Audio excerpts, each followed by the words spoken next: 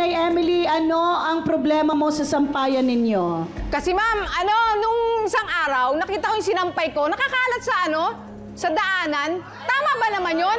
Nagkukusot ako maghapon.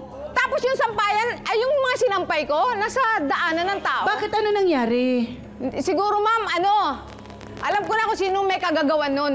Okay, so kinalat lang. Anong sa tingin mo? Pinutol ba yung sampayan? O tinanggal talaga ang mga sinampay mo at kinalat ng kusa ron? Ayun, tinanggal niya, tsaka hinawi niya pa yung iba. Sino yung suspect mo dito? Walang iba, kundi yung kapitbahay ko. Bakit nagkaganito kayo sa sampayan?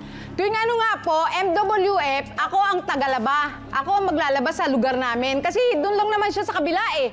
Di alam niya na naglalaba ako kasi kusot-kusot eh. Hindi ako nagwa-washing, wala akong washing. O ngayon, pag naglaba ako, nakita ko nauna pa siyang magsampay. Tama ba yun? So, ibig sabihin naglaba siya sa schedule na hindi niya dapat... Hindi niya dapat kasi... Okay.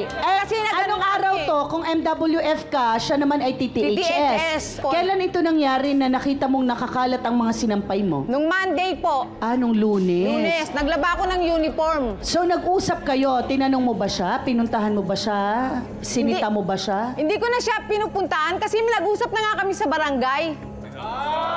Okay, so ang feeling mo ay parang sinasadya na lang niya, yung mga nangyayari. Sa tingin mo ba hindi hinangin lang? Ay, hindi ma'am. Wala namang kahangin-hangin nun eh.